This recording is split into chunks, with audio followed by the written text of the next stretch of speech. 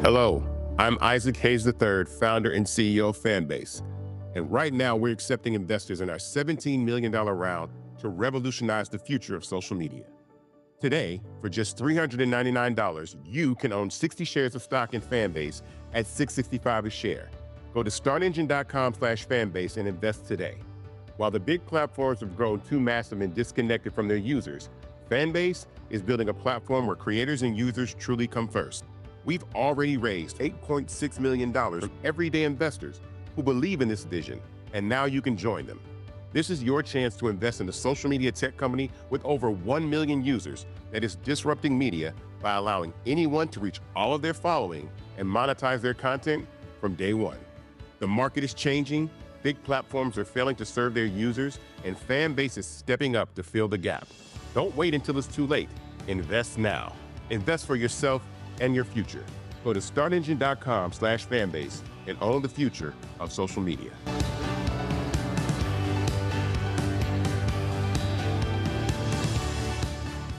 Folks, Black Star Network is here. Hold no punches. I'm real revolutionary right now. Support this man, Black Media. He makes sure that our stories are told.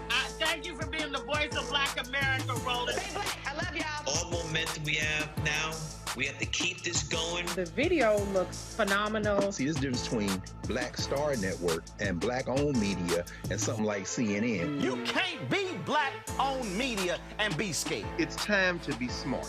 Bring your eyeballs home. You dig?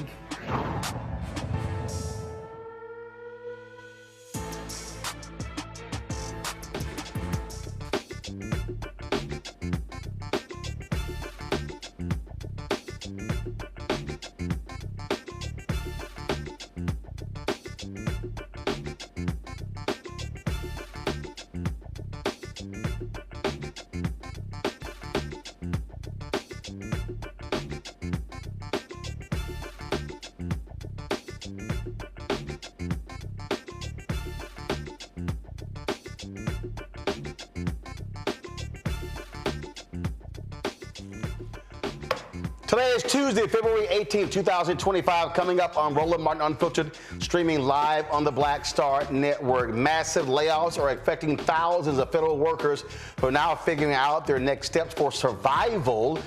And DOGE keeps lying. Y'all, they told us, oh my God, we found 8, 10, 15, $20 billion in cuts.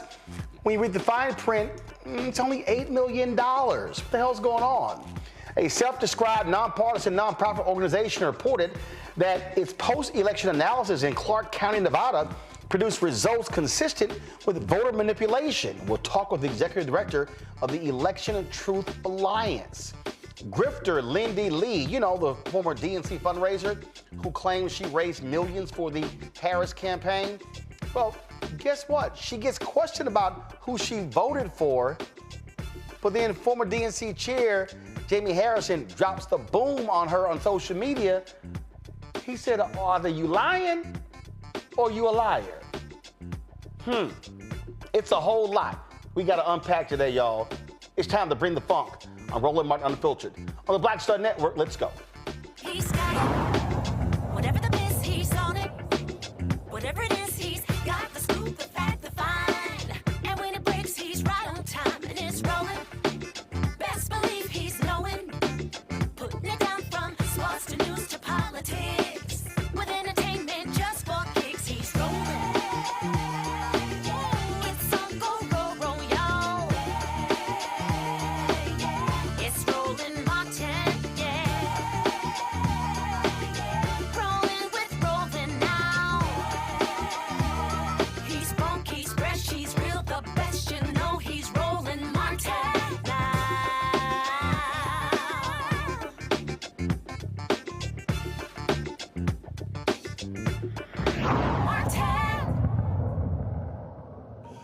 Folks, it's always important for you to read the fine print when we start talking about what is happening with DOGE, Donald Trump, Elon Musk, and all the stuff that they're doing.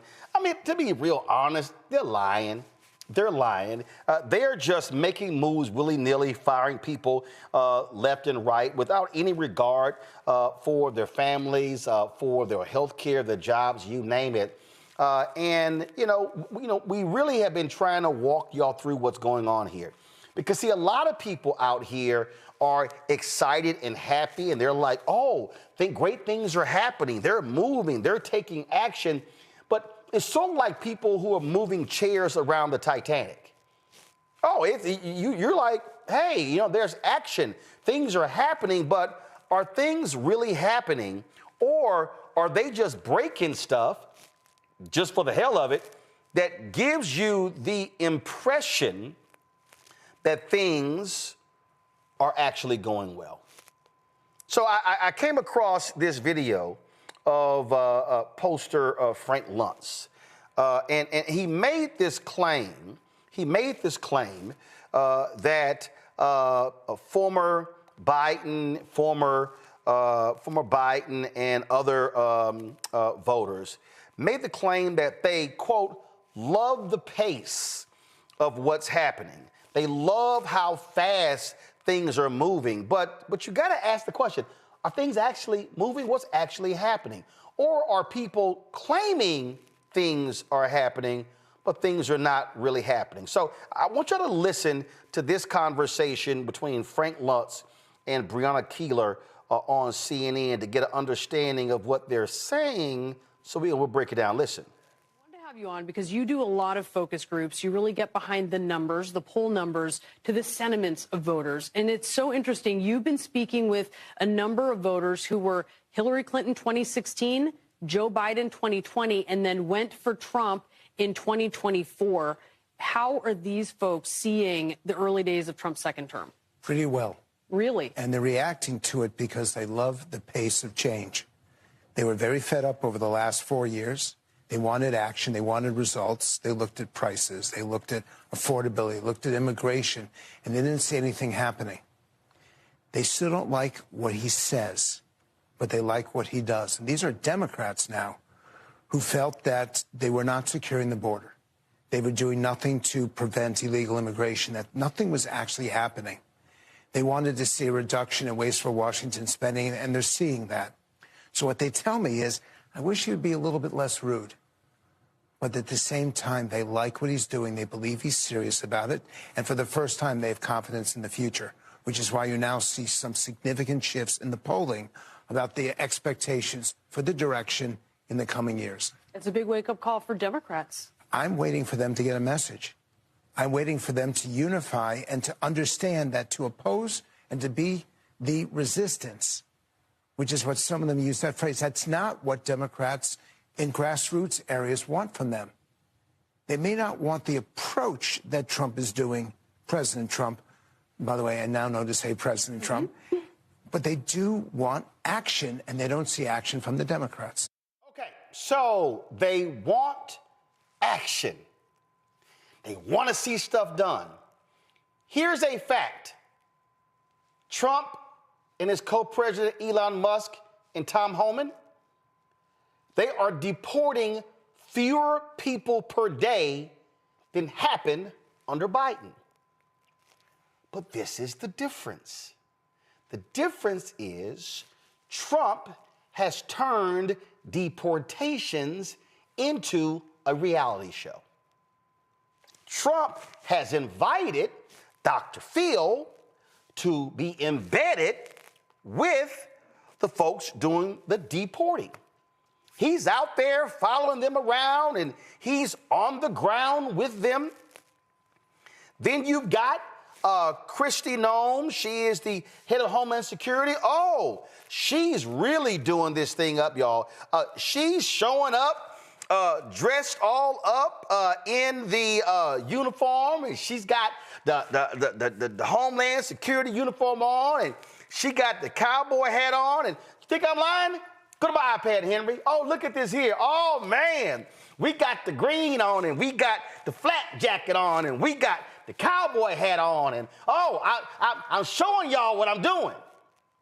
See, you saw Biden-Harris's head of Homeland Security. You saw her. You saw her out there, and I mean, you saw Mayorkas in a suit leading the agency. But no, this is what you got right here. You got Noem. This looks like Yellowstone. This looks like a television show. So, oh my goodness, that's the difference, y'all. Trump is a showman. He is a circus act. So what he has done, he is creating the illusion of action. So what then happens? Oh, Elon is coming in, and he's tearing these things up, and he's firing people, and they're sitting here, they're slashing waste, and they're claiming that, oh my God, we're doing these things, and we're saving billions of dollars, and it's $8 billion a day. Did y'all see today's announcement? This is the John F. Kennedy Presidential Library. Oh, did you see the sign on the door? Due to the executive order, the JFK Library will be closed until further notice. You can't actually go to the library because what they've done with federal workers. And you may say, oh my goodness. See, it's action. It's action. Check this out. Trump signs an executive order claiming the only people who can say what the law is, him and the Attorney General. Listen to this here. In the Office of Man. Lastly, we have another executive order that President Trump signed relating to independent agencies.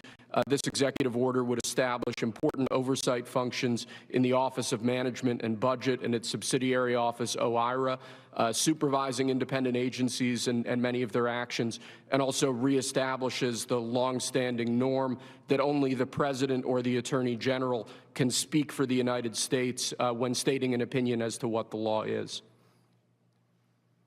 Thank you very much, Will. That was the... I'm sorry. Only the President and the Attorney General can speak on what the law is. Really? Are you serious? Is that what we're doing? See, it's the illusion of things happening. And see, there are people out there who they thought that, oh yeah, Trump is going to come in, he's going to make these changes, and things are going to get moved. What did Frank Lunt say? Oh, those voters, those Biden, Hillary voters. What is the first thing he said? Prices come down. I'm sorry, have prices come down? I don't recall seeing prices come down. I don't. Last I checked, And in a second, I'm going to ask my panel, have they seen housing prices go down? Have they seen, inflation's up. Did y'all know inflation's up? We've had more airplane crashes in the past 3 weeks than we had in the previous 23 years. I'm just confused here. This is Congressman Jim McGovern on the House floor. Listen. Mr. Speaker, the party who proclaims to be America First is screwing over our farmers and making it harder for people in rural communities to survive. This unified Republican government hasn't done one damn thing to support regular people or help them put food on the table. The House Agriculture Committee is holding a hearing this morning about the economic crisis in farm country. Newsflash, it's declining by the minute because Donald Trump and Elon Musk work for the billionaires and not for regular people. This self-proclaimed America First crowd is threatening tariffs against our closest trading partners and upending food aid that is shipped by American farmers. The last trade war started by this president cost American farmers $27 billion in exports. And here's the sick part. Republicans are cheering him on because they want to use the money they steal from the American people, from farmers and from SNAP recipients to give billionaires a tax break. That's not America First. That's not supporting our rural economy. It's a sham deal for working people. I yield back. I want y'all just you gotta pay attention. You can't get distracted by the mirage. You don't believe me? Listen to this fool when he was asked about prices. Egg prices have reached an all-time high. What's your administration? Egg prices have reached an all-time high. It was a long, before I ever got here, it was at an all-time. This didn't, remember, I've been here for 3 weeks. I've been here for 3 weeks. But you said on day one you were gonna cause these things to go down. Egg prices are up 53% compared to last year. It's because of that bird flu. But who got rid of the people who track those things in the CDC? Trump and Musk. Who's getting rid of, who fired the Inspector General over the food supply? Trump and Musk. I need y'all to understand you're being played. These fools are being played. They don't even know it. They don't even realize it. Control room, get our FAFO video ready. We were supposed to do it yesterday, but get that video ready. You don't understand it. I'm going to show y'all something right now that's going to trip y'all out. Again, Trump, I love the military. I love our veterans. I love the veterans. How about this veteran? Luke Graziani. The man has disabled Army veteran, 4 kids, did 3 tours. Guess what? He got fired from his Bronx VA hospital. You see this right here? He got fired. That's right. He served 20 years in the Army, first as a supply specialist, then in public affairs, deploying for 2 tours in Iraq, another 2 in Afghanistan, for retiring in 2023. So let me explain to you what's going on. Okay, so Trump's, I love the military. So he's firing VA workers, veterans. So now veterans, it's going to be hard for them to get their health care because it's the federal workers who deliver the services. Oh, guess what? By firing the federal workers, you're now going to cause this veteran to potentially get evicted, or he's going to have to apply for SNAP benefits and federal benefits in order to live. Oh, but guess what? They're trying to cut SNAP benefits by 20%. Oh, but Elon Musk is breaking things and making them better. So they're just sitting here, oh no, this is for the good. These things are great. It's just, it's perfect. That's what's going on. That's what they're saying to you right now. And then you got, what's the dude who's on the Shark Tank, Kevin O'Leary? He's sitting here like, Elon Musk is out here and he's just, he's making things happen and he's moving people and he's firing people. And you know what? If we just sit here and just cut and cut and cut and cut and cut, things are going to be great. Listen to this. referring to? I think the issue is they're not whacking enough. There's this concept in private equity when you get a bankrupt company and you go in there, you cut 20% more than your initial read. And then you find like a pool of mercury, the organization gels back together again. Always cut deeper, harder when there's fat and waste. The FAA, it's not the people. The code is cobalt. It's from the 60s. It needs CapEx put into it for the technology to be upgraded to make it safer. Fat like a chicken. All of these agencies are like big fat chickens dripping over barbecues of fat. This is the best barbecue I've ever seen, but I don't think it's happening fast enough. They're not cutting enough. Keep slashing, keep hacking while you have a 24-month mandate before the midterms. Cut, cut, cut, cut, cut, cut. More cutting. Believe me, it's going to work out just great. Everybody should be happy. People with the nuclear codes, cut them too? Cut everything. Because if you don't see what they're doing and they can't show you that they're adding value, you whack. But it's clear. So here's the problem. They're not even doing that. See, when you make cuts, I own a business. If I need to cut, I'm going to sit here and I'm going to say, okay, how much is this costing me? How much is this costing me? How much is this costing me? All right, what's the value of that? So I'm just going to again, I just want you to understand, this is real basic. So here's a perfect example. So I'm sitting here right now. I'm just going to give you, matter of fact, we were just literally doing this as I was driving in. I was just driving in. Okay, this is a very basic, because I want to make it plain for all of you who are watching. Okay, all right. So Henry, go to my phone. This is the LU Smart app. This is the LU Smart app, okay? This app is on my phone. This app is tied to our LiveView unit. This app is $300 a month. We want to be able to, if I'm remote, if I'm somewhere, I can connect to our LiveView unit and I can use it from this app. Well, guess what? You can knock on me. We were on the app, and this is supposed to have an IFB function, meaning I can talk, but I can hear the control room at the same time. Well, it's not working.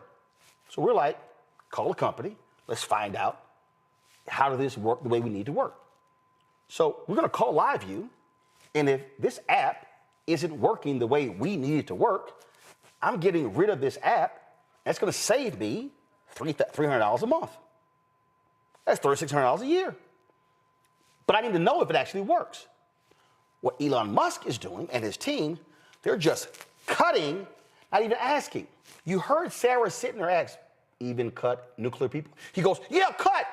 Y'all, here's the problem. These are the people who over our nuclear arsenal. These idiots, Elon Musk and his idiots, whacked more than 300 people who worked on covering our nuclear capability, fired them, then went, damn, they do the nuclear shit, we gotta bring them back. So then they started emailing and calling, trying to bring them back, and they couldn't even reach some people. They just doing indiscriminate cuts. And see, then MAGA's like, yeah, it's happening. But then MAGA doesn't even realize, even in red states, how they get screwed as well. Here's today's FAFO.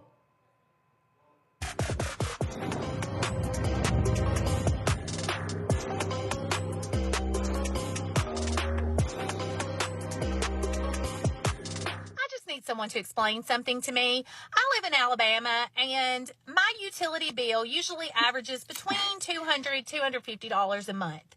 Can someone please explain to me how my utility bill went from $250 a month to $696? Girl, did you say Alabama? You know exactly why your electricity bill is going up. Did you get this letter in the mail by chance? Yeah, it was sent to the residents of Huntsville, Alabama. It says that your electricity bill was going up because of Donald Trump. It has his name actually right here. Pretty clear, you know what I mean? It said, hey, he ended through executive orders, some federal grants that were lowering your electric bill. This is the best round of FAFO, and I wasn't going to ream you too hard, but then I went and saw your repost. You posted a lot of stuff from little human being guy, you know, Charlie Kirk, a lot of Daily Wire stuff, a lot of Donald Trump thirst traps, if you will. It said, oh, I know exactly who you voted for. You're the perfect candidate for this video. This is a result of what you voted for, honey. This is a thoughts and terrorists, tater tots and chairs kind of moment. I just want you to enjoy and like soak that all in. Take it all in.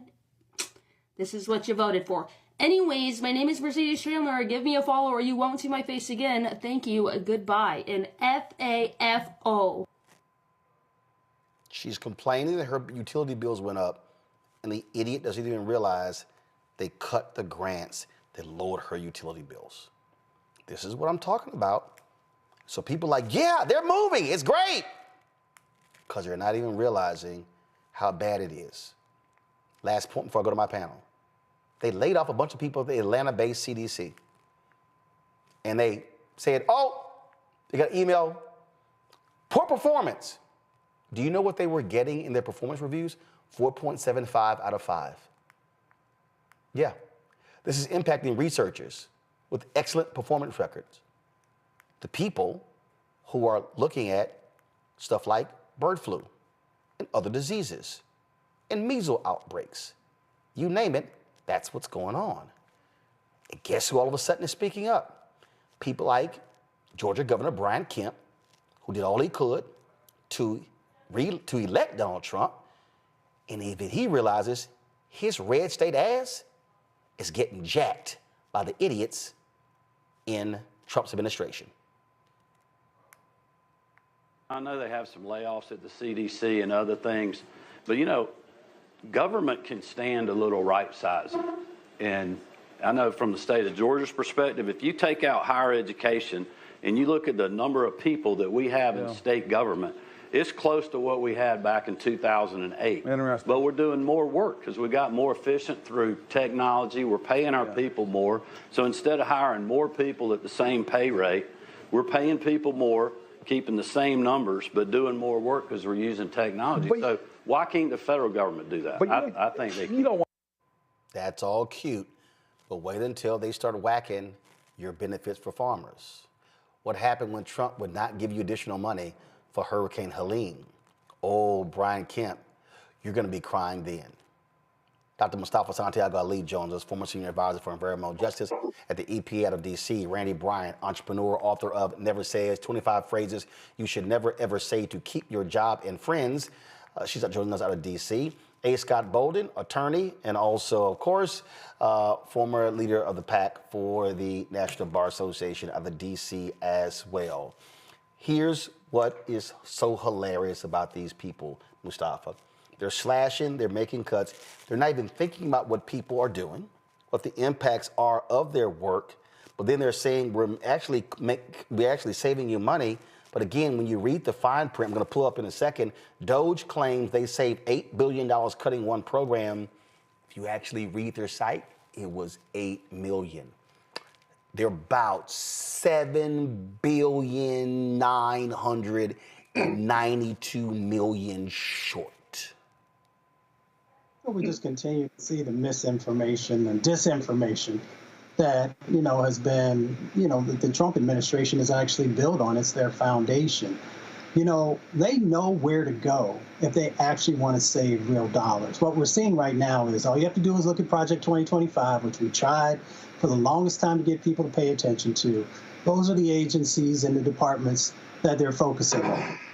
And that's not where the real money is if you're looking at waste and abuse. Anybody who has ever worked in the federal government, anybody who's ever done business with the federal government, anybody who's ever read a book knows that you have to begin to actually take a look at the military and defense contracting and all these other places where big bucks are and where you might find, a need to cut in those spaces. It is not education. It is not CDC. It is not HHS. It is not EPA. It is not a number of these places that have a distinct responsibility for helping to actually protect folks. So when you talk about CDC, as you mentioned, bird flu, measles, whooping cough, Mpox, childhood cancers are up. You need a strong CDC and a strong HHS to make sure that we have the medical protections that are in place, but also that they are the individuals who are out there that are doing the science. And helping us to have an understanding of what the next set of impacts might be so that we can better protect ourselves. But that's not of interest to them. This is political. This is also driven by Project 2025. So folks just need to actually open their eyes, because what they're actually doing is not only losing their rights, but now they are also impacting those agencies that have real impacts in relationship to protecting your life and your children's lives. See, Scott, the mistake I believe, for Democrats, you take the story that I read about that vet. If I'm Congressman Hakeem Jeffries, if I'm Ken Martin, the Democratic chair, if I'm Senator Chuck Schumer, every day I'm looking for 3 to 5 stories like that. And you know what I'm doing? I'm sending that to every member, and I'm saying amplify, amplify.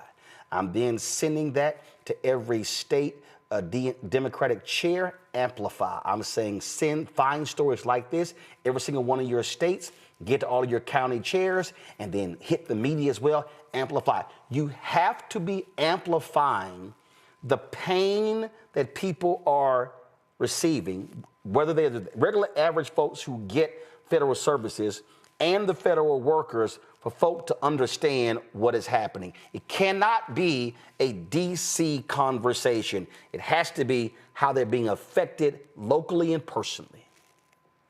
Yeah, and it's really about messaging, which is what you're really talking about.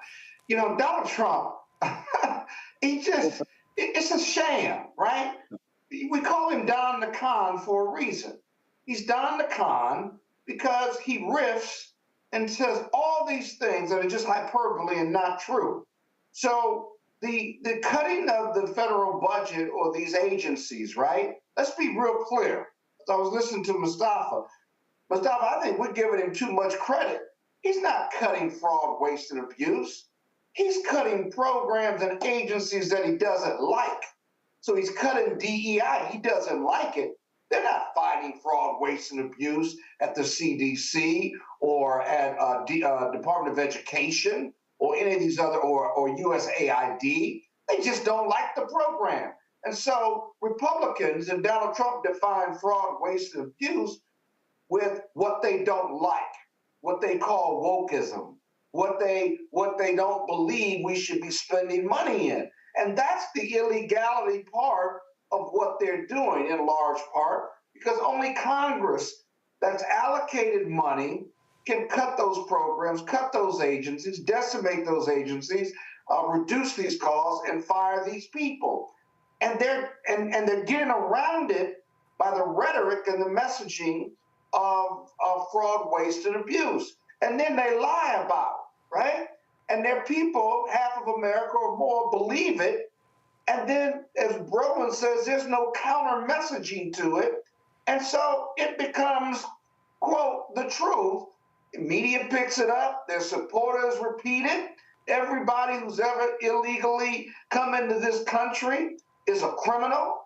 400,000 people from the Congo, he said today, are the worst of the worst criminals. If you don't have a counter message, it becomes the belief. It becomes their truth, and then it becomes America's truth. You have Roland Martin saying, wait a minute, this is all BS, but he's a voice, and others are voices in the wilderness because the DNC won't get its messaging program together. It's not just, that veteran who got cut, if you will. Yep. It's the messaging behind it. You got to get the messaging behind it to counter the lies. And I love how I didn't know these things were going on. I don't know nothing, see nothing. Listen, Randy, watch this here, and then I want you to respond, and then we're going to go to our next guest. Listen. Mr. President, given your concerns about corruption, you said that if there were any conflicts of interest with Elon Musk, you wouldn't let him anywhere near it. That's right. DOGE and SpaceX employees are now working directly at the Federal Aviation Administration and the Defense Department, agencies that have billions of dollars in contracts with Musk's companies or that directly regulate his companies. How is that not a conflict of interest? Well, I mean, I'm just hearing about it, and if there is, and he told me before I told him, but obviously I will not let there be any conflict of interest. He's done an amazing job. they've revealed, in fact, he's going to be on tonight, a big show called Sean Hannity at 9 o'clock. And he's on and I'm on, and we talk about a lot of different things. And any conflicts, I told Elon, any conflicts, you can't have anything to do with that. So anything to do. I'm confused, Randy, how they said also he's going to self-report. Wow, that's going to do it. Right. Wouldn't we all like to be our own evaluators of how well we're doing on a job? And let me just say this. It's a major conflict just for the simple fact that he is in the position. It's unconstitutional. The Senate must approve for someone to have the power that Musk is having and has been granted. So already we're talking about a conflict. He's going in and he is saying that he's trimming the fat in our government. But even when you look at the workers that he is firing with no cause, federal government compensation, they take up that's 4.3% of the federal budget. 4.3%. So when they say they're cutting the fat, and they're doing it to help, alleviate this government, they're not. There's no reason for them to do it. They're firing these people, and they're a tiny percent of the federal budget. So we know that there's no real reason. See, actually, I got to stop you there. I'm just being straight up, Randy. What you just laid out, that argument does not work. Here's why the argument doesn't work. I'm here to listen. No, we should never use that argument.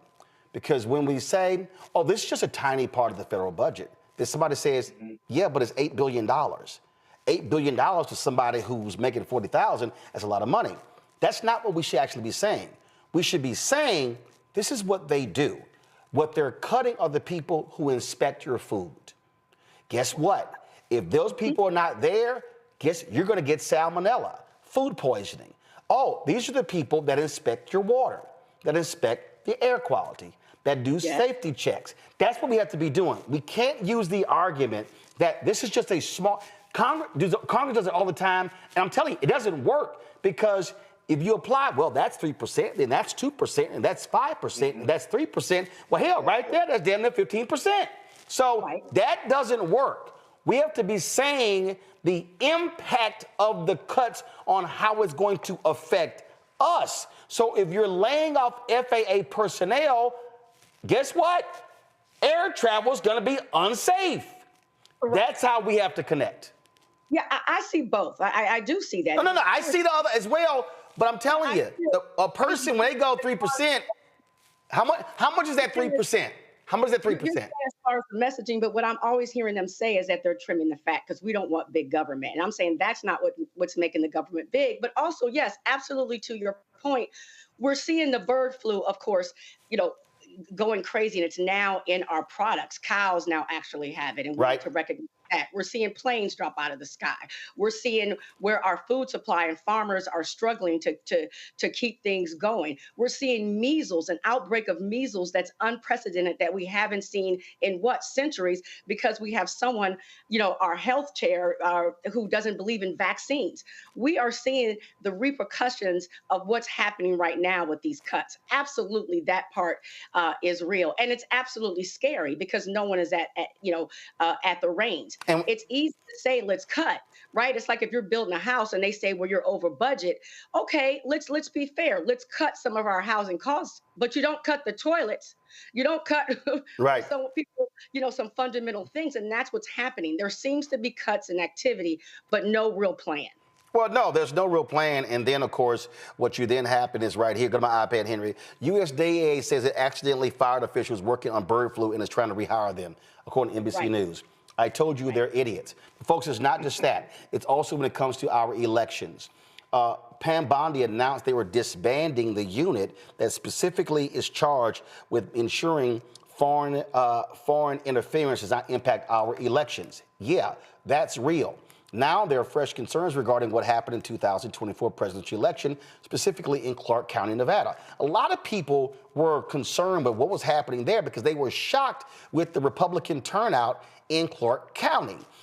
They said, hey, significant number of union workers there. It has always been a Democratic stronghold. Now a nonpartisan group called the Election Truth Alliance, or ETA, has wrapped up their independent investigation of voting data from Clark County. They found some unusual patterns that they say could point to, quote, potential vote manipulation. Nathan Taylor, the executive director of the Election Truth Alliance. He joins us right now. So Nathan, just explain to us how y'all define this potential vote manipulation. What did y'all see in terms of these numbers? Thank you so much for having me. So in terms of what we were looking at in Clark County, Nevada, they published just after the election their vote record, their cast vote record, and that goes down to the tabulation machines and the 3 types of voting. So mail-in, early vote, and election day. And so what we did is we looked at the statistical distribution of that data, and we compared those 3 types. And we saw that mail-in, it looks statistically normal. Normal distribution, a bell curve pattern. We saw that election day didn't look very anomalous at first, but then we looked at early voting. And early voting is where a majority of the votes were cast during the election for Clark County, Nevada. And when we looked at it, we actually pulled out the distribution, and we saw it shows statistical evidence of potential manipulation. And what that means is a portion of both candidates' votes look like they could have been changed. And we see that because instead of a bell curve, it comes out more of a Russian tail, as we would call it. And so we delved deeper, and we actually pulled data for Washoe County, Nevada. That's the 2nd most populous location. And a little bit about my background. I work in cybersecurity. I was a 25 Bravo computer tech specialist in the Army Reserves. Got my degree in network security and then commissioned at the Army National Guard. And so I worked data analysis for my normal job before kind of stepping into this role and helping found and run the Election Truth Alliance. And so what was concerning about this election and led us to looking into the actual data was, as you mentioned, 7 swing states kind of popped up after the election, and we thought that was strange, given some of the polls, given some of the other analysis. And when we dove deeper, now we're seeing the potential for the vote counting machines to have been manipulated. And so the main concern is the type of manipulation we're seeing in Clark County, Nevada. It's not unique to Clark County, Nevada. We've done analysis on other locations. We're looking at Pennsylvania right now. We were looking at Wisconsin. We were looking at Florida. We were looking at Texas and California. And so many of these higher population centers in these states exhibit the same indications at a higher level. And that's a drop-off vote abnormality, where, for example, one party at the presidential level, they get a certain amount of votes. And then you look at the next down ballot for their party, like the senator or the governor or the superintendent, and you find that those lower positions have more votes than the president. And that's very concerning. And that ultimately also led to us diving a little deeper. So we did provide some graphics, but I don't really think we need the graphics, just to kind of talk about some of the potential. That's why a lot of people were asking. They were like, wait a minute, hold up. How did he win? How did Trump win all of the battleground states, but the only 2 places the Republican candidate won in the Senate was Ohio and Pennsylvania? They lost in Wisconsin. They lost in Michigan. They lost in Nevada. They lost in Arizona. And there was no Senate race on the ballot in North Carolina and in Georgia. And in fact, when you look at North Carolina, Democrats won governor, lieutenant governor, attorney general, and secretary of state. So what is interesting as well is when people talk about candidate Harris at the time and how she performed, right? Talking about popularity and saying, oh, well, people didn't vote for her. She wasn't popular. People were switching their votes at the presidential level and then voting Democrat all the way down.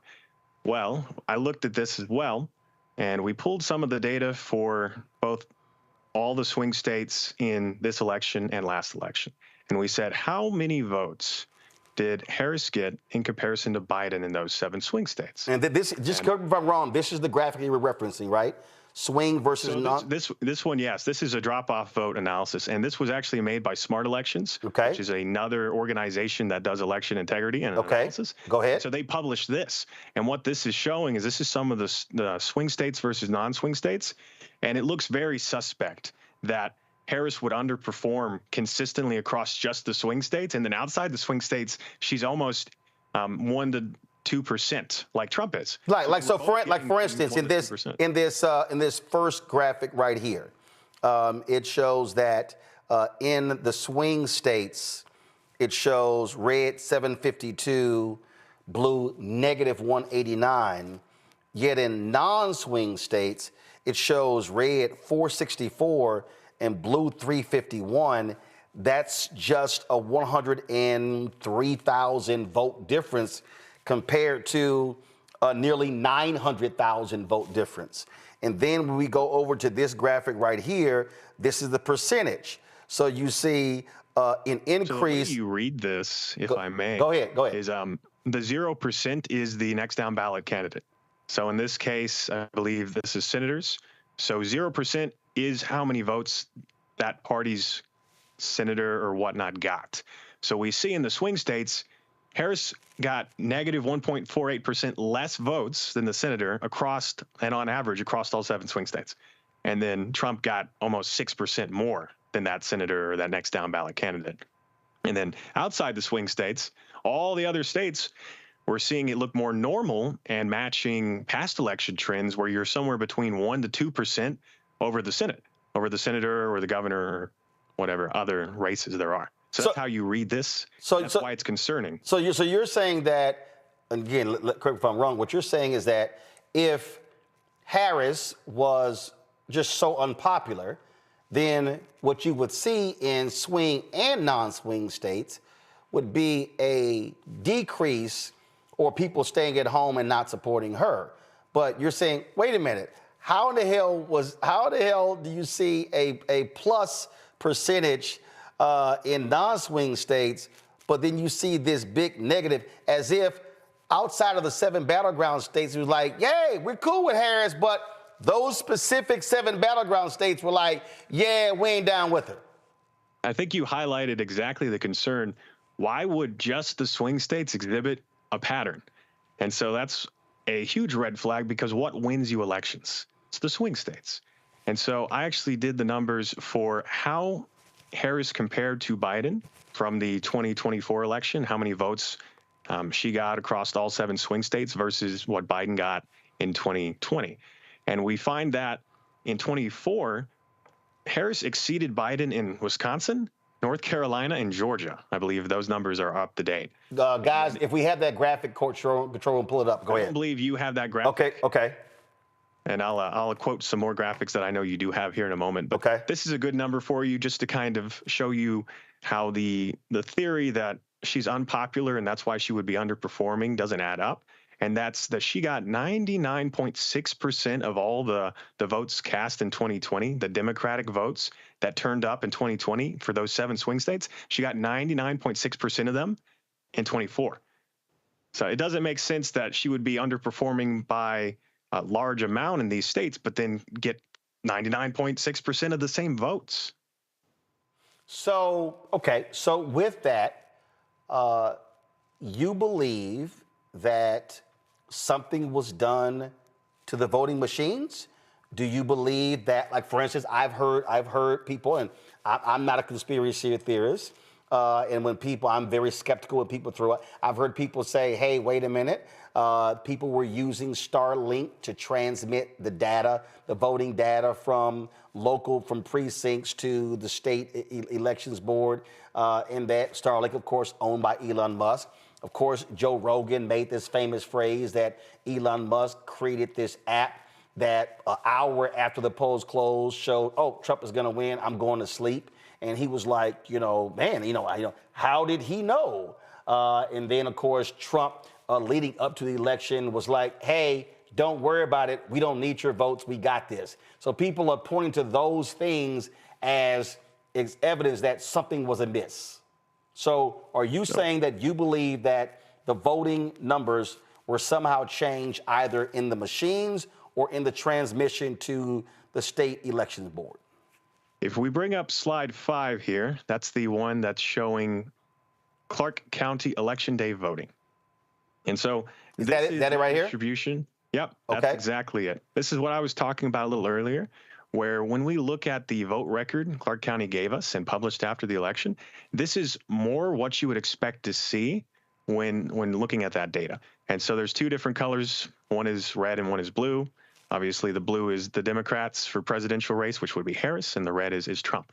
And so they are overlapped, but when you pull both of them out, they should look like a bell curve. And in this case, for Election Day, they look pretty much like a bell curve. You're not seeing any huge issues. Is this right here the bell curve? This one right here? This what you're talking about? That is I don't believe we referenced the bell curve, but that line, no, this is an excellent slide. If you look at the line, and this is us pulling early voting out, the black line is what you would expect to see as a bell curve. Okay. So that line there, that's overlaid on top of the voting data, right? That is what you would more expect to see. Okay. Now, if you go back to slide 4, I'll actually show you exactly what we were seeing and talk about what would potentially cause this. So comparing this to Election Day, you notice this does not look the same. It's not a more rounded bell curve, a more random and expected distribution. And so what we're seeing, this is Clark County in 24 at the bottom for early voting and 2020 at the top. And you'll notice. Wow. Let's look at 2020 first. So if you zoom in just a little bit, the way you read this graph is the x-axis, the bottom axis, that is how many votes the machine counted. And so each of these little dots, there's a red and a blue, and each of them are a machine that counted the votes where you voted. And so in this case, there's a ridiculous amount of votes for early voting. And we see that those tabulators or those voting machines, in this case, they have, in Clark County, Nevada, they have like polling centers they set up. So you can generally go anywhere. And so what we see is as the amount of votes were cast, the places where there were more votes cast, we see after about, I think for early voting, it's closer to 500-600 votes or so. So we're going to do this here. We're actually going to switch from my control room to my iPad. There we go. So this is okay. So now I'm able to zoom in. Perfect. Okay, so this is the top one, and this is the bottom one. Okay, go ahead. Yes. So let's look at the top first, and x-axis is how many votes the machine counted. Each of these is a different machine. Some machines only counted a handful of votes. Some counted 800 plus. And so the left, the y-axis is the percentage of votes. So the higher up you go, the closer, the further up and the closer you get to 100%, you win more votes. And so what we saw when we pulled this data and we did this analysis, in 2020, up until about 450 to 500 votes counted by machine or cast at the machines, it looks normal. Right. So that's that. 500. Go ahead. Okay. Then 500, all of a sudden, we see a lot of red above 55%. Right. We see separation. Okay. And so what's interesting is if you kind of break this down into the correlation or the trend, as more votes were cast at higher populations, the Republican Party benefited. And so what was weird about this is in 2020. What was weird about this is counterintuitive to how voting patterns normally are. Well, one, you don't generally see a trend as more votes are cast. You just see a better reflection of how people, generally feel. Okay. And the problem is Democrats generally benefit at high populations because they live in high populated areas. So this makes very little sense for either of those reasons. So this is 2024 right here. Above. This is 2020 at the top. Yeah, at the top. This is 2020 that we're seeing right here. And this is 2020. This is 24. And this is 24. Wow. And so if you use the same concept, we see about from 250 to 300 onwards, that normal distribution just disappears, right? And you see you see aggressive separation. Right. So this is normal right here. As you say, this is normal. The first part is. This is normal. Then all of a sudden you see these gaps. Yes. And so you're not supposed to see separation like this. And when we pull out the distribution, the slide we were looking at before, you can go, I think, two slides or so, you had the bell curve slide. And I'll show you exactly why this is concerning and what this potentially means. So there's a slide with both Harris and Trump, and they have a bell curve overlaid. It's a red and a blue graph. And that's actually that distribution we were just talking about for early voting, but in a different way to analyze it. All right. And so what we see, let me find that, is when we look, instead of the normal bell curve for early voting, we see. Is this it right here? I want to make sure is this it? This is election day. This is great. So this is your other way of looking at it. Notice election day generally fits the bell curve pattern, right? Right. Yeah. There's a little bit of weirdness at the top. Right. And I can say we looked at Washoe County, which was the other county in Clark County, Nevada, and we do see the same issue, more aggressive for election day there and in 2020. So what we're thinking potentially happened, if you go to the next distribution slide and we look at early voting, but for this type of graph. This here? Here, perfect. So this, as I said, when you look at this statistically, and we have, so in the Election Truth Alliance, we have people with experience in statistics, data analysis. We have people with medical and engineer degrees. We have a little bit of everything.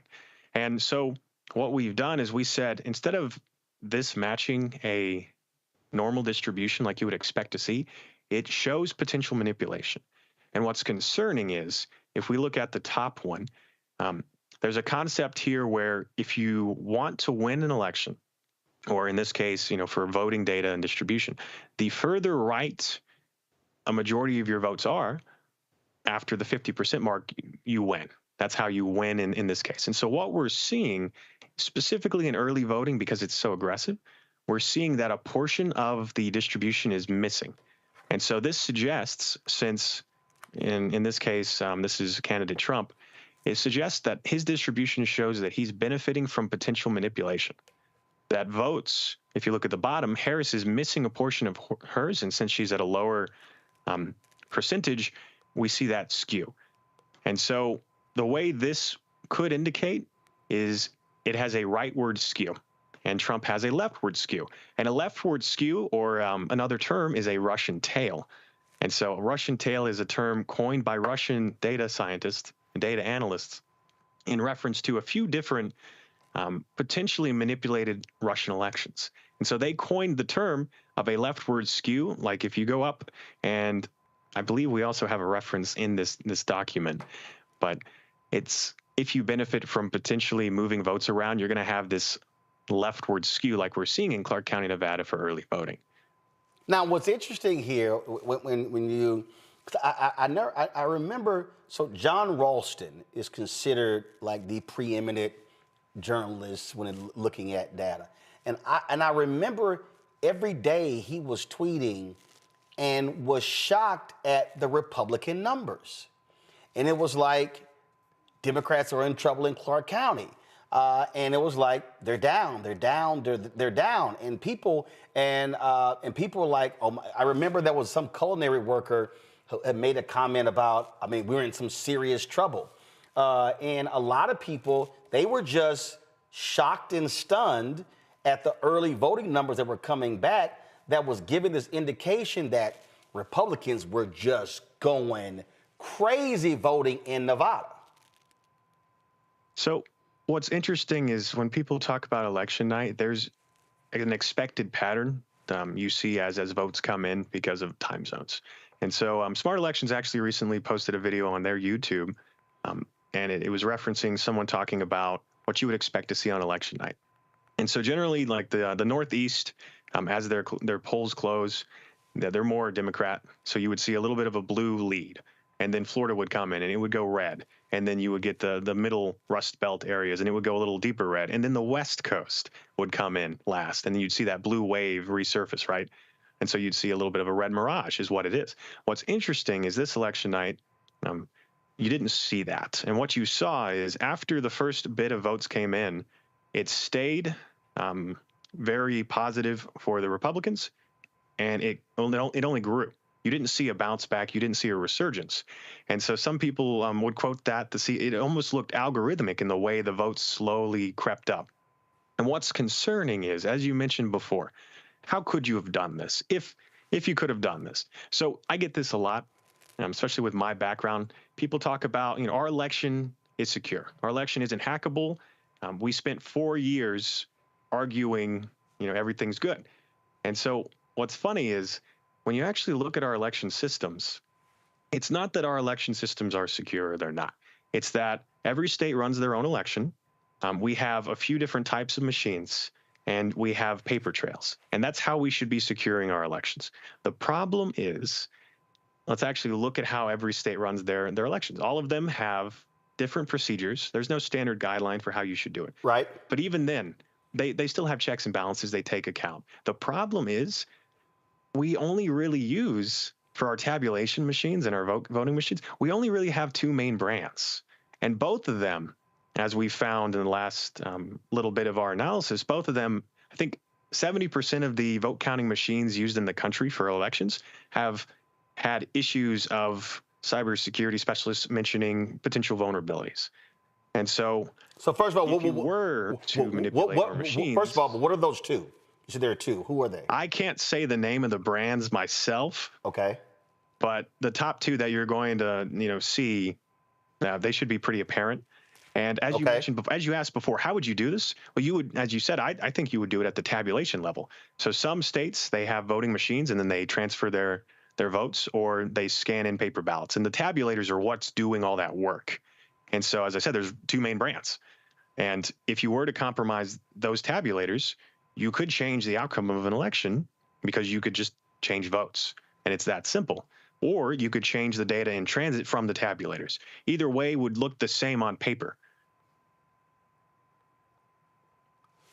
Okay. Any questions or input on that? So I'm going to go to my panel in a minute with questions.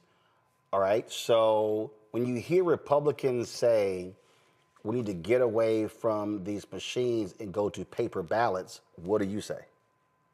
I don't disagree that paper ballots or a paper trail is good. The problem is we actually have to use them. This election, I think there were 3 substantial audits that I looked at, Arizona, Georgia, and Pennsylvania.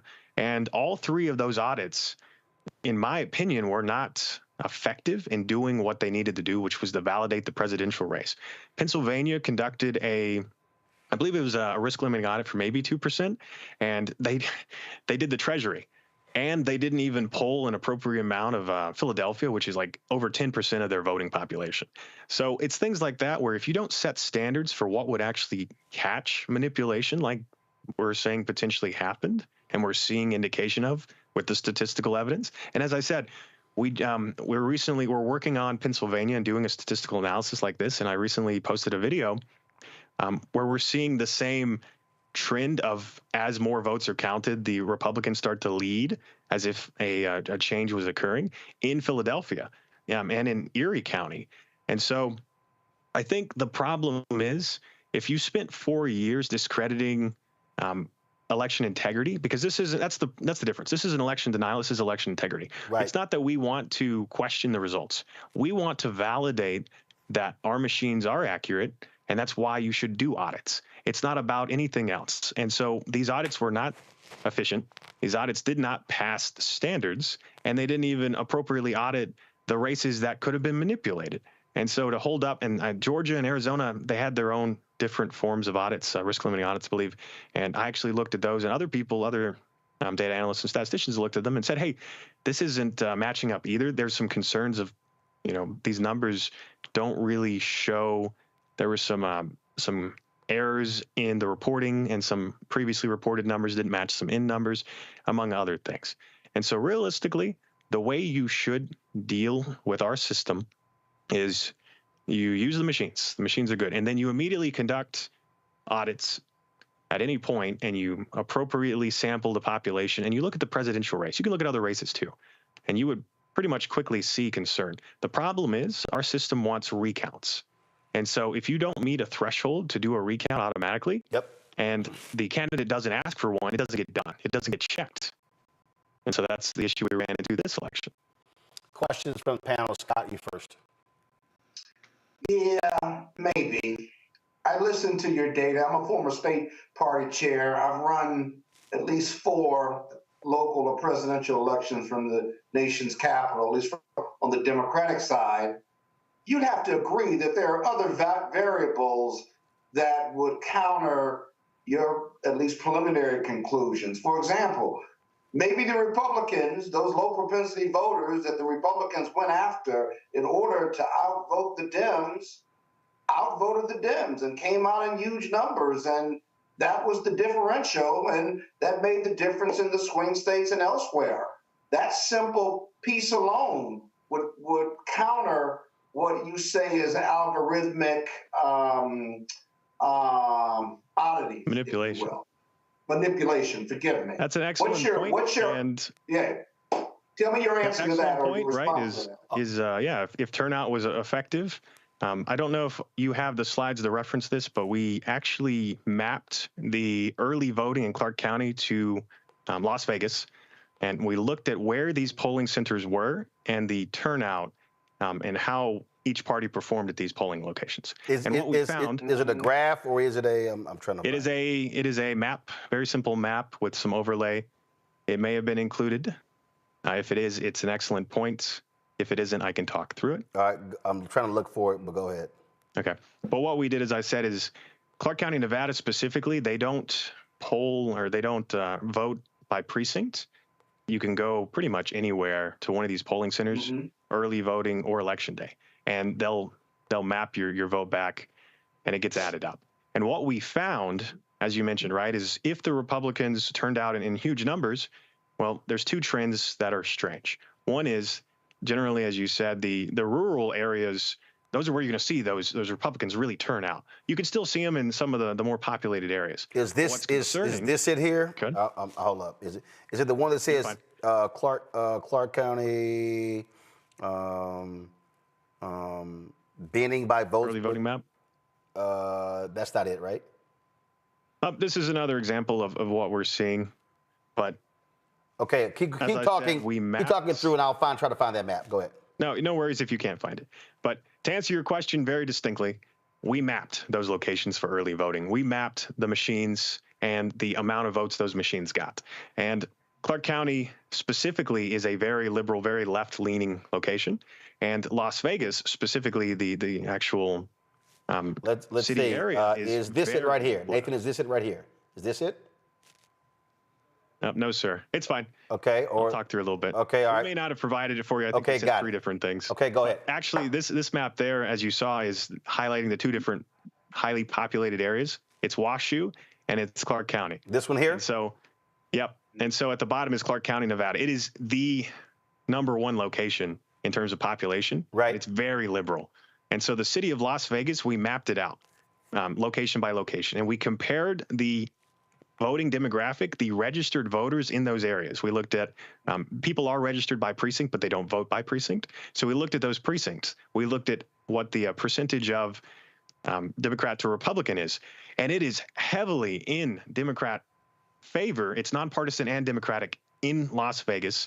And yet we're seeing polling locations that the Republicans were leading by over 5,000 votes in some cases. And so it's strange to see that there is no heavy red stronghold in the middle of Las Vegas, but we're seeing the early voting polling locations show that when we look at the data.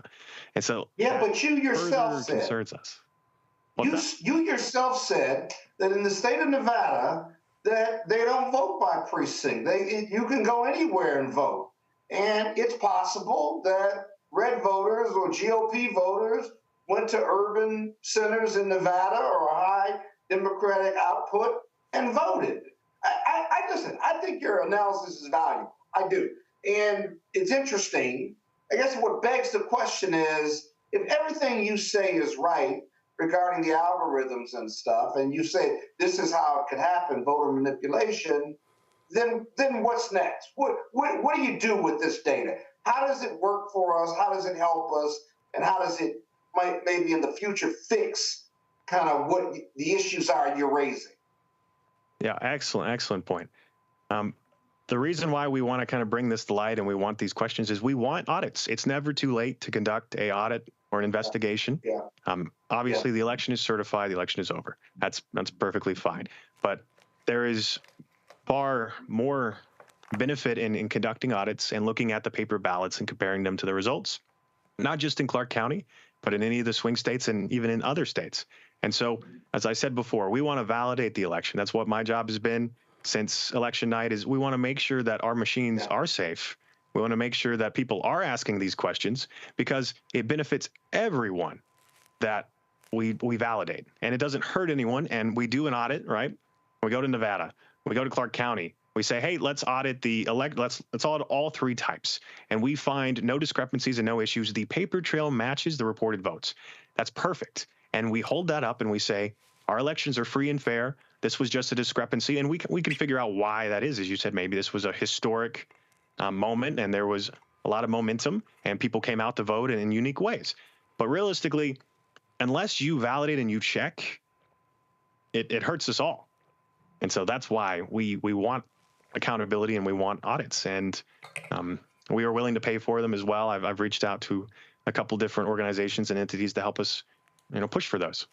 Mustafa. Yeah, well, thank you for sharing this information. My dad was big into mathematics, probability, statistics, so this is helpful. I'm curious. We've got this dismantling of the election security efforts that are going on right now.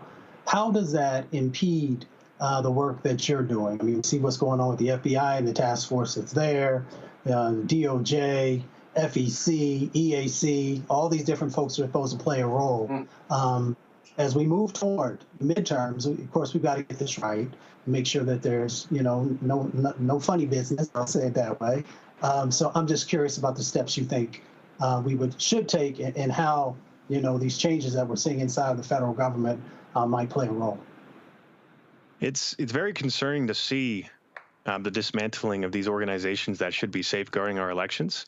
That is a concern, because what benefit is there to destabilizing our election systems, if not to make it easier to manipulate them?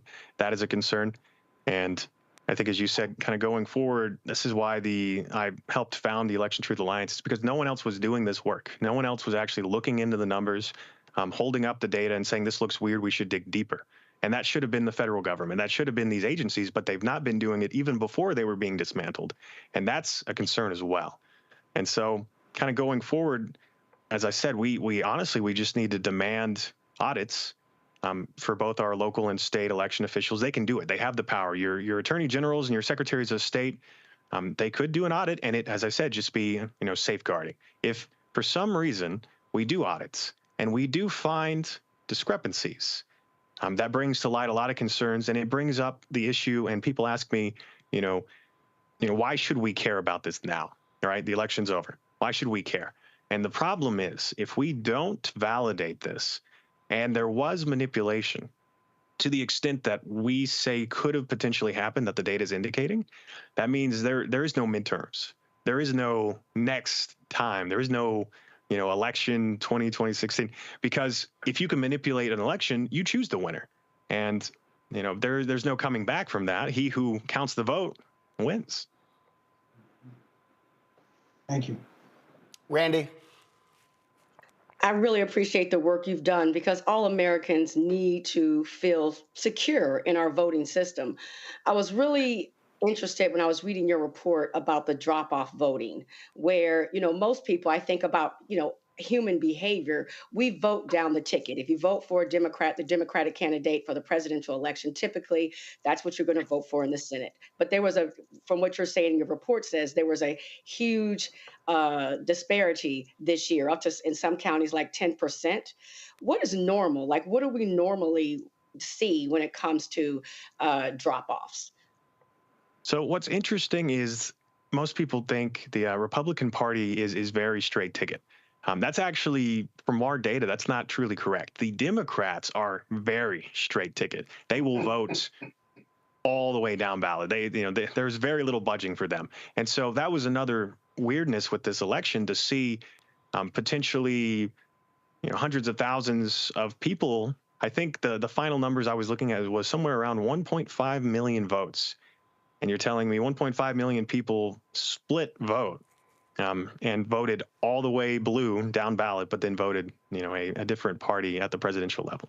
And so generally, percentage-wise, on average, it does depend on states. Some states, swing states, can be more chaotic. But as I said, you're going to see somewhere between a 1% to 2% overperformance for the president is normal. There's some historic, above performances, but generally you don't see the president underperforming, a senator or another position, because presidential races are a big deal. And so I had some numbers. We've been looking at different states and looking at drop off. And so one that people don't even realize, we were looking at some of the non-swing states, and we were seeing Harris got negative 19% of the votes that the senator did there. And just some other crazy numbers, like Texas as well. She was under 4%. And my concern is, and the reason why we're concerned, that if there was a way to manipulate the votes, people don't realize how big of a deal it could be. And that's because, let's say I take one vote. Let's say we both have one vote. And so I take your vote and I give it to myself. I've not taken one vote. I'm 2 votes ahead now. And so you're almost doubling the impact. And so I did the numbers in terms of how many votes, if there was a algorithm that was taking votes from one candidate at the presidential level and giving them to the other in the 7 swing states. I did the math for 6 that I could do using the drop-off vote analysis. And I said, all right, let's say Trump is around a 2% overperformance across most states on average. So let's take all the votes that he gets in excess of 2%, and let's do that reverse calculation. And so I found, as I said, 1.5 million votes is what that would have been potentially. And when we take those votes per state and we do the inverse and we give them back to, let's say, the Democratic Party, as I said, you're doubling the impact. And we see that in 6 swing states that I did the numbers for and looking at the drop-off vote, if that was caused by algorithmic manipulation, Harris leads in those 6 swing states when you do the inverse there. Also, that's not including any concerns about mail-in ballots never being delivered. That's not any concerns about voter suppression, which I do believe was a big deal in this election. I've spoken to Greg Palast, and he's really highlighting those concerns, and those are very critical. We had him on the show. Yeah. So that's hopefully I answered your questions there, and that was the big concern. So last question from me. Have you made a request to the Nevada Secretary of State, to the Nevada Attorney General, Aaron Ford, to do something? I have had people within my organization draft and send out emails and correspondence reaching out to them. Yes, not just Nevada, but other states as well, other secretaries of state. I mean, we will continue to do so. And we have that PDF that you saw, and we have some other documentation. We send them saying, hey, here's our concerns, here's our analysis. We'd be interested in facilitating an audit. For Clark County, Nevada specifically, they have poll tapes. And so it's not a paper ballot trail, but you can still go in and look at the vote count. And if there was algorithmic manipulation, like we're saying, if the tabulation machines across the country could have been manipulated, what you would find when you compare it to the paper trail is you would find 2 things. I didn't talk about this a lot when we did it, but we were also seeing not only the potential for votes to have been changed from one candidate to the other, causing one candidate to underperform and the other candidate to exceed and overperform, which is what we're seeing in multiple swing states, but we're also seeing indication that for whatever reason, the Democratic Party in Clark County, Nevada, for early voting specifically, gets capped out, and it looks like votes could also have been deleted. So you would change votes until you're at a 60% margin for one party, and then you would just start deleting extra votes. And we're seeing indication of that too. So if we look at the paper trail in Clark County, Nevada, or in any other place this could have happened, potentially happened, you'll find that not only are there more votes on the paper trail and more paper ballots than were reported, but there would be missing votes for the Democrats that show up for the Republican Party. All right. Nathan Taylor, we certainly appreciate this breakdown. Thank you so very much for sharing your time with us. Thank you very much for having me. All right, folks. Man, that was quite fascinating. I see all of y'all comments on the YouTube channel, and y'all really appreciate that as well, folks. And all of you who are in the chat, y'all do me a favor, hit the like button. I see all y'all commenting, but y'all ain't hitting the like button. I'm gonna go to a break. We come back. I have been blasting this little child, Lindy Li, and I'm gonna call her Lindy Li. Wait till I show y'all this video. And man, does a former DNC chair, Jamie Harrison, flame her on Twitter. I'm going to show you that when we come back. Don't forget, support the work that we do by joining our Bring the Funk fan club. Our goal is very simple, to get 20,000 of our fans contributing on average $50 each. It comes out to $4.19 a month, 13 cents a day. It really is about supporting Black-owned media, allowing us to be able to do stories like that. Somebody posted in social media that these networks wouldn't spend more than 2 minutes on the segment we just did. When we just, that was almost a 40-minute conversation there. That's why your support of this show is critically important, and this network. We also, of course, have got a new show that we launched, and we're gonna have a second episode airing on Thursday. So this is not just this show here. We've got some new episodes of Greg Carr's show coming up, the Black Table, and so it's a lot that's going on. So we really appreciate it when you support the work that we do, because it really is about providing news and information that you're not getting any other place as well. And so if you want to give us via Cash App, please do so. Use a Stripe QR code. This is it right here. Click the Cash App button to continue to contribute. You can also, of course, send your check and money order to P.O. Box 57196, Washington, D.C. 2003 7-0196. PayPal is R Martin Unfiltered. Venmo is RM Unfiltered. Zelle, Roland at RolandSMartin.com. Roland at RolandMartinUnfiltered.com. We'll be right back. This week on the other side of change. Abolition focus. Should we aim for reform or abolishing the entire system? Simone Felix lets us know how much possibility lies in abolition. That is such a radical image because it offers the suggestion that we already know to be true, which is that we have what it takes to take care of each other and to take care of ourselves. Watch us on the Black Star Network, so tune in to the other side of change.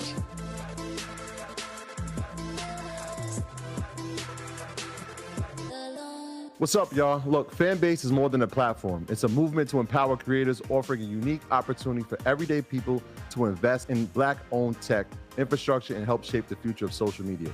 Investing in technology is essential for creating long-term wealth and influence in the digital age.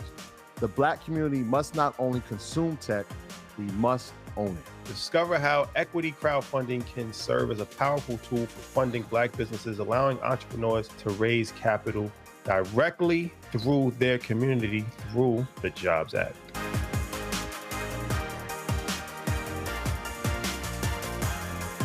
I'm Russell L. Honoré, Lieutenant General, United States Army, retired, and you're watching Roland Martin Unfiltered.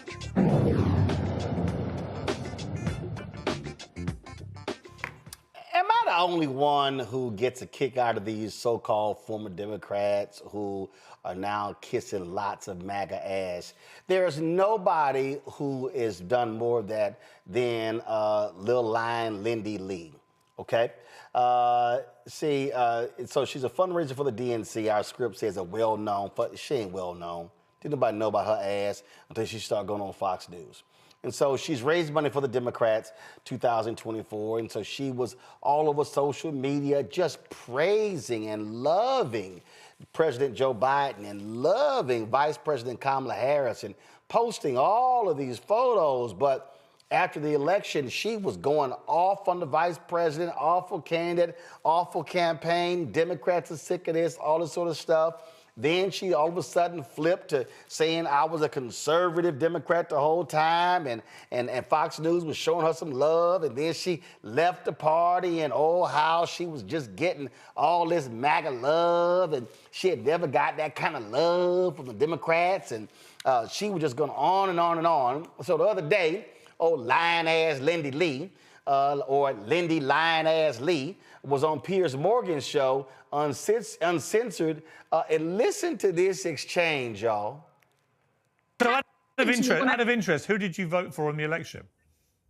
In 2024? Yeah. I voted for one person. I actually ignored everybody else on the ballot. Well, who did you vote for? Because I couldn't bring myself to vote for the Democrats. I was so disgusted. So you voted Trump? Can I plead the fifth? No. I will just say that. Let me just say one thing. I was so disgusted with the Democratic. What did you say? Who did you vote for? I will say that I voted for one person on the ballot. Yeah, who? Because I was so disgusted with the Democrats, I couldn't vote for. I hate you, but who? Who did you vote for?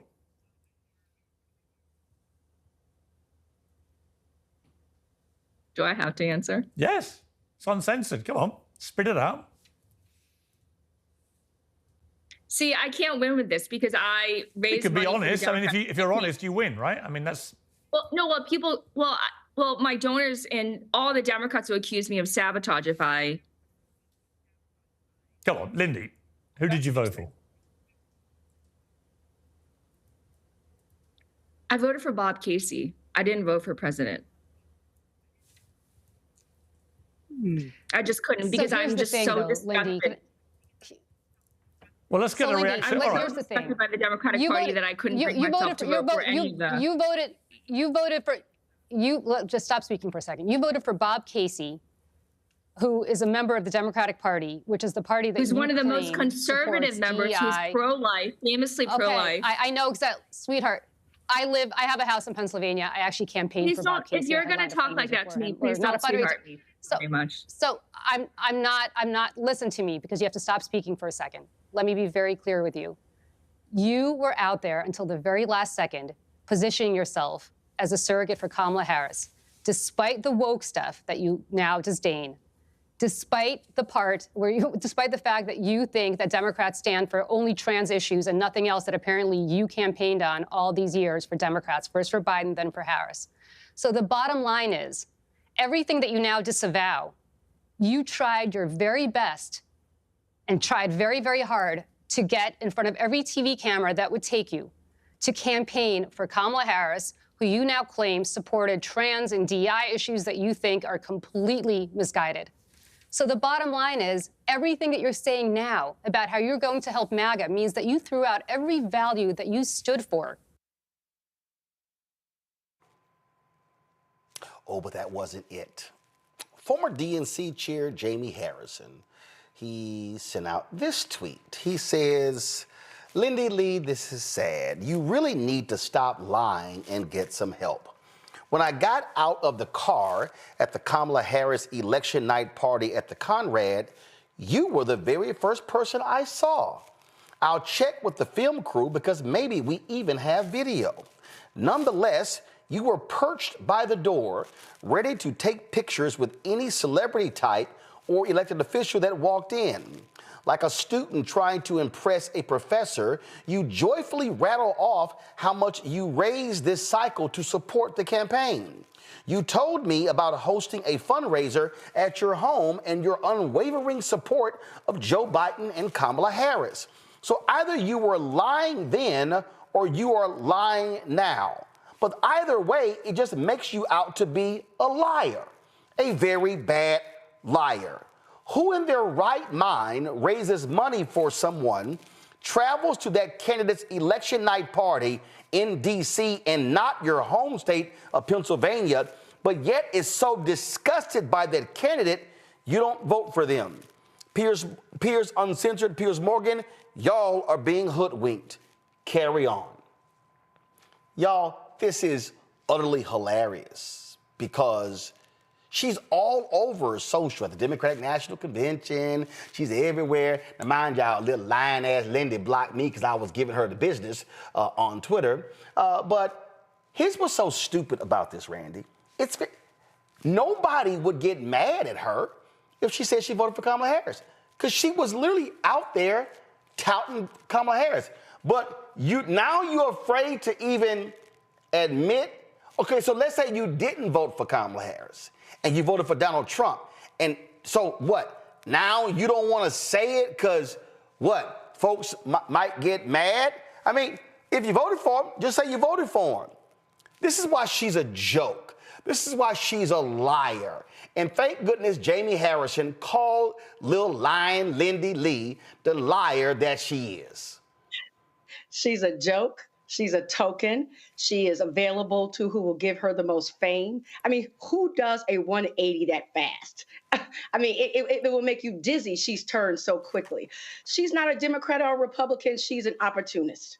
And she will go basically to who will give her the most fame. I mean, she's a flip-flopper. It's disgusting, and she should be embarrassed. And I am so happy that she is being read publicly. I enjoyed it. I actually went and watched the video a few times just for my viewing pleasure. I mean, I laugh at folk like her, Mustafa, because it's so transparent what you're trying to do. You're just saying you want attention. You want bookings. That's all you want. And so, and she got, people have called me names. They called me, called me all kind of stuff, called me out of my name, you named it, because you look like an idiot. I mean, it's different if we don't actually have video of you talking about how amazing and wonderful and awesome Joe Biden, Kamala Harris was, and now all of a sudden, they're just the devil. You know, Ida B. Wells once said, and my grandma used to say it all the time also, the way to right wrongs is to turn the light of truth upon them. Once they put that light on her, you know, they have a difficult time in being able to sneak away. You know, we just have to be very careful, right? There are these folks who are not serious about the issues that are happening inside of our communities. They're not serious about the change that needs to happen inside of our country. And in many instances, if somebody, you know, throws a few dimes and nickels and dollars at them, then they will flip and flop. So, you know, this is just another example of somebody who is not truly committed to community, who's not truly committed to democracy, who's not truly committed to making sure that our country moves in the direction that it should.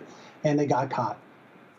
I mean, it was hilarious. I mean, this is literally, this is beyond hilarious, Scott.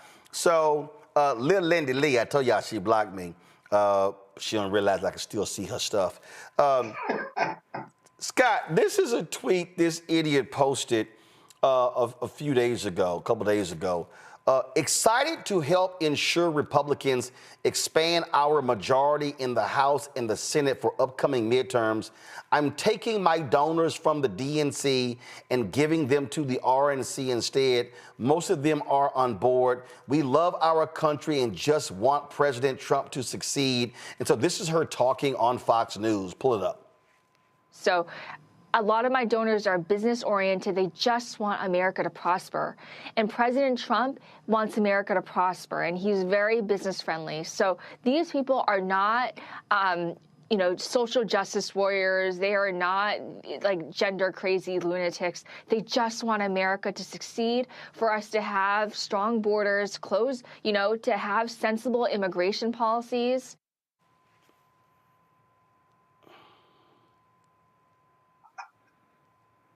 So, Scott, go ahead. You haven't asked me a question yet, but I've only got two things to say. One, you know, when you flip-flop like that and you lying, Lindy, neither side trusts you or really wants you, or one or both are going to use you. But I'm still trying to figure out why I should care about Lindy Li, or why I should even give commentary to her. Maybe, Roland, you tell me why I should care about this story. Because my first response is, I don't care. No. But I think it's important because people have to be very mindful of individuals who claim to be one thing and then another. Like I'm really laughing because this is from February 12th. To all the Dems who attack Elon Musk for being an unelected president, I have two words for you, Joe Biden. Biden wasn't running the country for the last 4 years. His unelected senior advisors were and operated in the shadows. You wouldn't even recognize their names so kindly, STFU, and she goes on Glenn Beck. People need to understand that these frauds, these liars, they exist. So I always tell folk, because see, it's some black folks as well out there who've been saying one thing and people like they champion for them. Beware of the wolf in sheep's clothing. Beware of the liars. They will always expose who they really are. But this isn't even a close call, Roland. It's not like you're a conservative Democrat and you're a liberal Republican and your voting record goes back and forth. She was all in. And the chaos, corruption, and criminality of Donald Trump versus Kamala Harris and Biden and all the values that they represent and everything that they are not, that Donald Trump is, this is not a close call. This is just outright lying and flip-flopping in order to show up to the Republican window with the winning ticket after the vote, if you will. That's all this is. So it's not even a close call. And I just love when they play the victim. Before you continue to defame, harass, or lie about me, please consider that I am a human just like you. I'm not a cartoon. I haven't made a single dime from telling the truth. I'm a human who is allowed to change her mind in the face of new info. I'm just someone who loves our country. Really, boo? Wait, really, boo? I love this. Really, boo? New info? Here was you on January 26, 2024. Can we please stop using euphemisms to describe Trump's crimes? He raped E. Jean Carroll. It wasn't just abuse. He terrorized our capital. It wasn't just a riot. He committed treason by colluding with Russia. It wasn't just a mistake. Stop whitewashing the crimes of this rapist thug. Sent at 11:26 p.m. on January 26, 2024. But, Randy, she has new information. Yeah, what about that old information? That old information is still the same. It's still the same. That don't change. Facts are stubborn. I'm sorry. Go right ahead. Randy, go right ahead. The only new information she received was who won the election. That was her new information. That was it. And that's when she changed for whom she was advocating. That was the information. When whoever won the election, that's whose team she's going to be on. Period. And I love this tweet here from a Kerr Bear. Lindy Li said the White House used to seat her in the front row so Joe could see her. Here's Lindy Li demanding a woman in a wheelchair move so she could be in front. Is that you, Lindy? Just saying. Just saying. Oh, how delicious it is. But you have folk over here who want to play the grift game, and now all of a sudden you're just, loving all of this. And Joe is great. I'm telling you, if y'all Google the videos, y'all are gonna just laugh at all the praise and the love and all of that she had for President Joe Biden and Vice President Kamala Harris. Lindy, by all means, we don't mind if the door slams you in your non-existent ass when you walk out. Oh, gosh, Roland. What? You would never allow us to say that. You could say, let the doorknob hit you where the good Lord splits you. No. My mother used to say. What? It's the same thing. I'm sorry, you use more words. I just wanted to talk. Yeah, we know you did. We know you did. So let the door hit her ass and on the way out. And so those are the kind of people, when you're in a battle, you're in a war, those are not the kind of people who you want on your side because they're liars. And so she can get all mad she wants to, but if we started pulling all the photos of her just cheesing and just loving, and if y'all pull the videos, I'm just happy to be at the DNC as an influencer. And this is just great and wonderful. All that sort of stuff that tells you how much of a joke this person is. And listen, there are others like that. And so I need people to understand why it matters, because there are people like her. It's about the check. They're switch sides all the time. And you know what? It's some people in Silicon Valley who are the same way. It's some people who have given money to the UNCF and the NAACP who now are standing against people. It's no different than, I'll give you a perfect example, the app Clubhouse. How many of y'all heard the story of the Andreessen and Horowitz, the venture capital firm out there? They hired Daniel Penny, the former Marine who killed the black guy on a New York subway. Oh, Scott, you're gonna love this. They hired him. Now, mind you, he went to school and studied architecture for 1 year. They actually have hired him. And they said, we're going to teach him how to be a venture capitalist. Got no experience, no knowledge. Now, these people are complaining about DEI, but they hire a white guy who we only know who killed a black guy on the subway, found not guilty by a jury, and they hired him. So this is why I've been telling people, y'all should completely delete the Clubhouse app. Why? Because that VC firm, they put the money behind Clubhouse. And black people, y'all are the ones that have made Clubhouse a successful app by black conversations. See, here's a perfect example of when people who you think are riding with you, who are being exposed, yeah, that's what's going on. And so the people who are the venture capitalists, so the people who are behind that, they're behind Clubhouse. And this is why you have to always expose these people for who they are, because they claim to roll with you when a certain person is in, and now they flip. That should be an insult to every black person. And again, I got nothing against Daniel Penny. I'm not saying Daniel Penny shouldn't have a job. But when you purposely hire somebody who has expressed no interest in venture capital and you're going to teach them how to do the job, I say to every black person or every person of conscience who's not black, delete the Clubhouse app now, because we should not reward the people with our time and our talents who don't give a damn about us. Mustafa, you first. Oh, no, I agree. You already know how I feel. I don't fund my own oppression.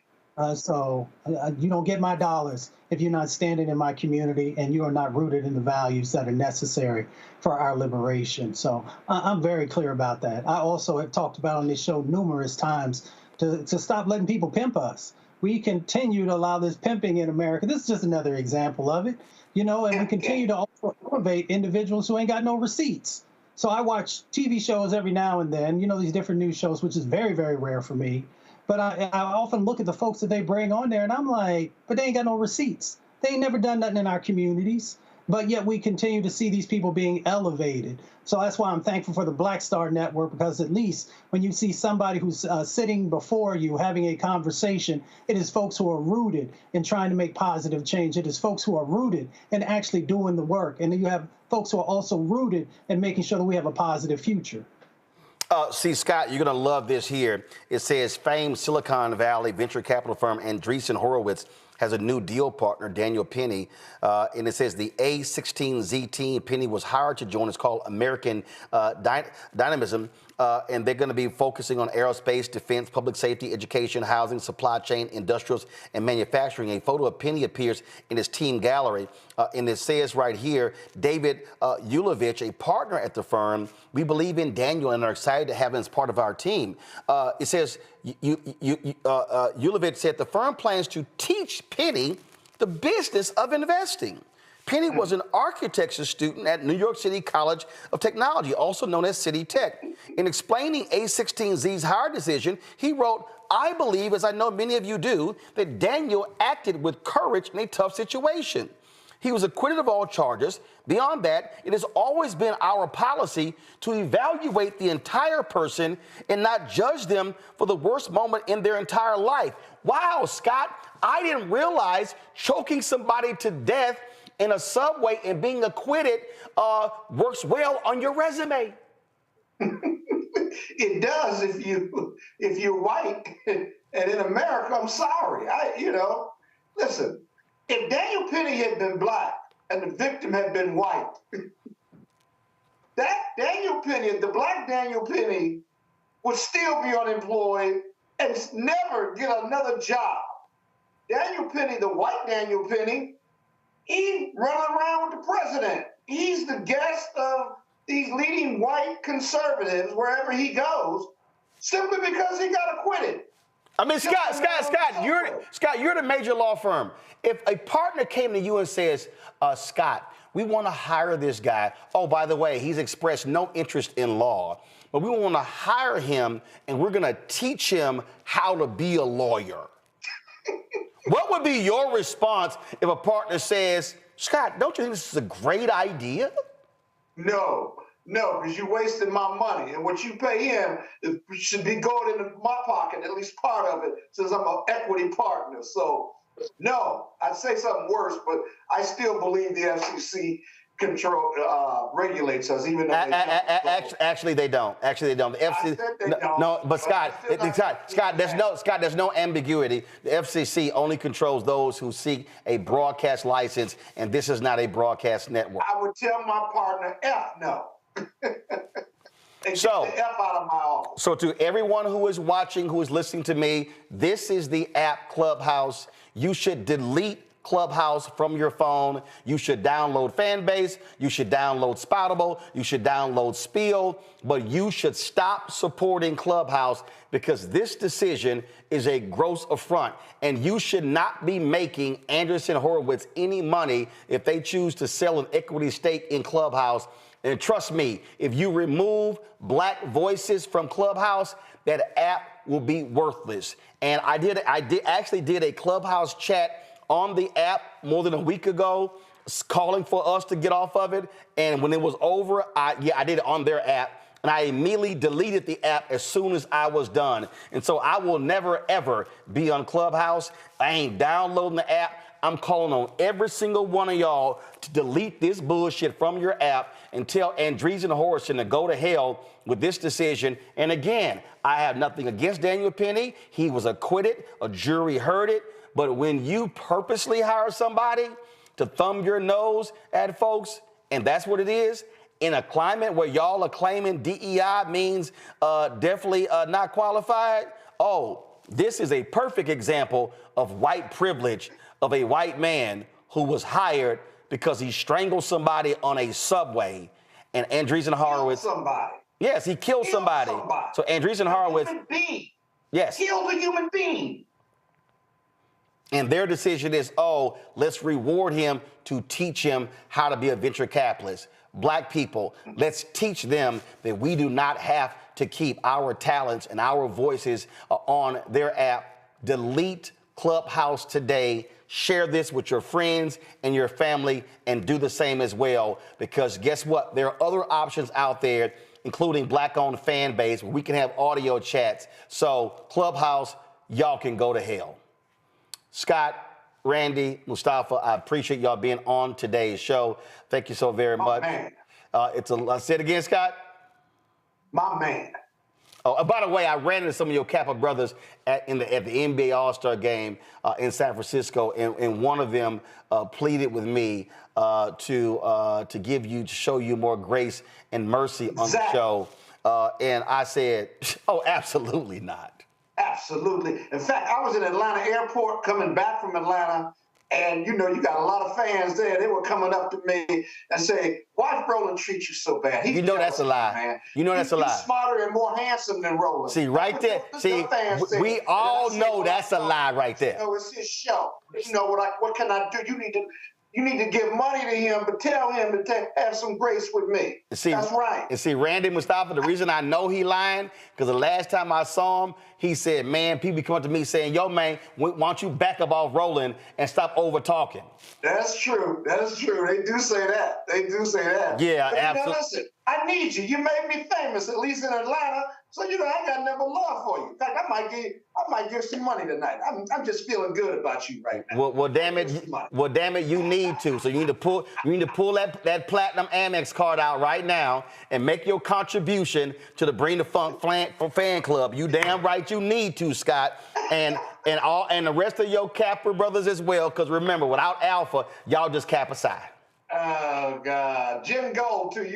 I saw the picture. You ran into one of my business partners, Jim Gold, as well, at the All-Star game. So you were hanging. No, really. Of course. And I was representing the show, so that's what we do. So appreciate all three of y'all being on the show. Thank you so very much. Man. Folks, I gotta go. We know that's why I signed off, but your ass kept talking. Go, man. Your ass kept talking. Now make that damn contribution before your ass get off. All right. Yeah, I knew that, Giddy. Absolutely. I appreciate it, folks. Be sure to support the work that we do. Join our Bring the Funk fan club.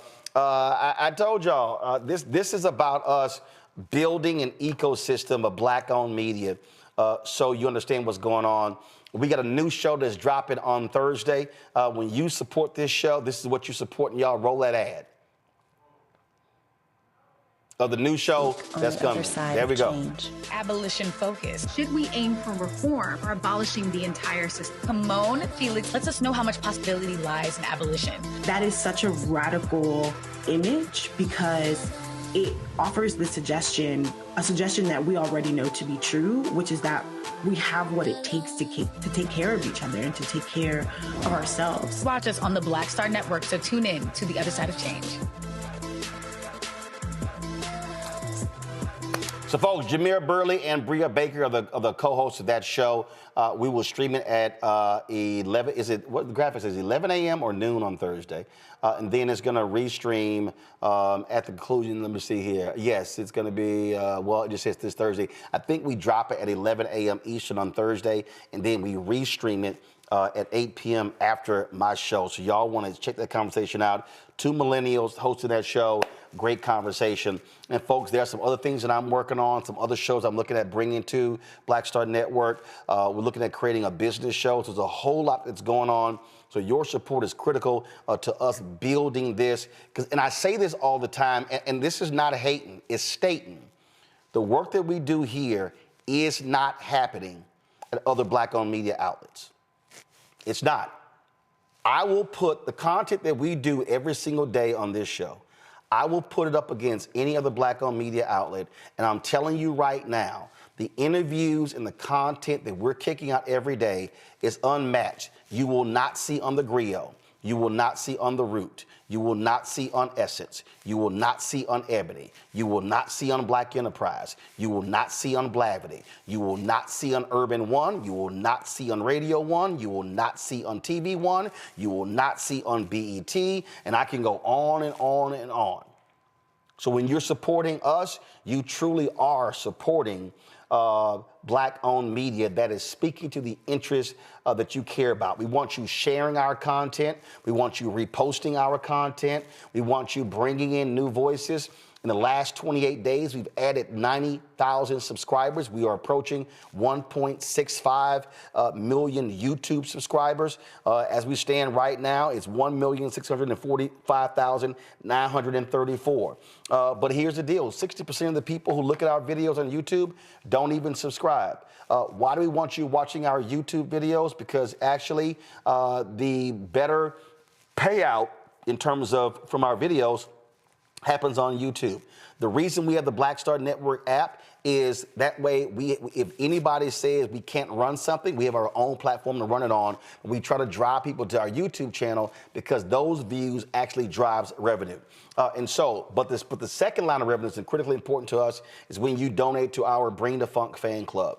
When we built this, I said to our audience that I wasn't going to send swag, wasn't going to spend the money on, because that merchandise costs money, all stuff costs money, and the reality is we want to put that money into the show. We want to have new shows. We want to hire more producers. I'm going to tell you right now, I'm just being straight up.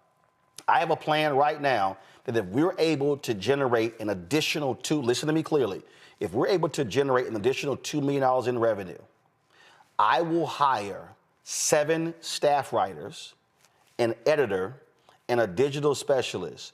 We will hire actually 2 editors. So 7 staff writers, 2 editors, digital specialists. That's 10 people.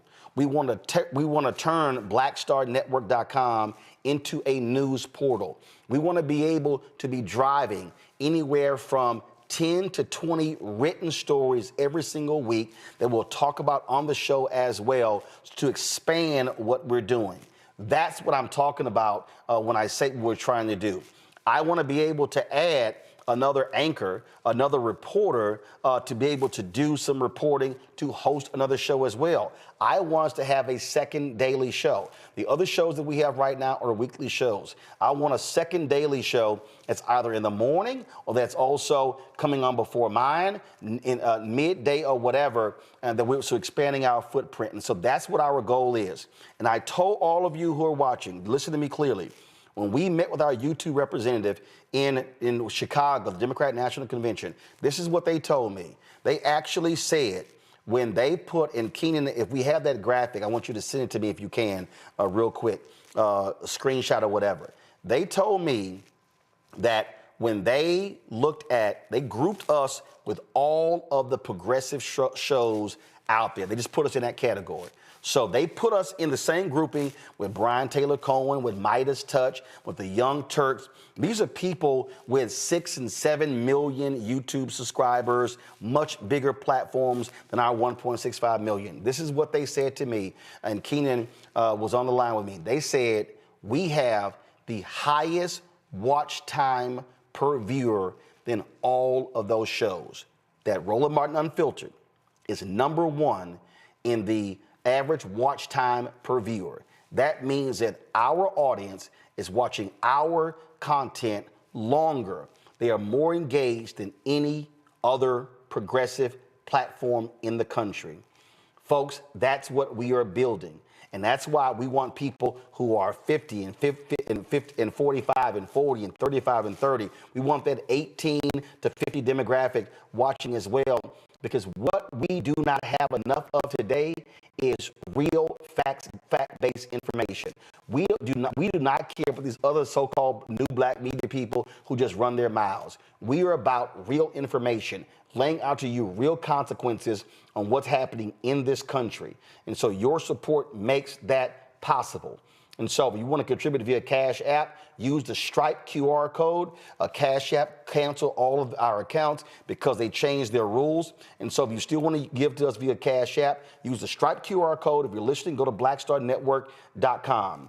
Then, if you want to give to us, check a money order. Send your check and money order, P.O. Box 57196, Washington, D.C., 20037-0196.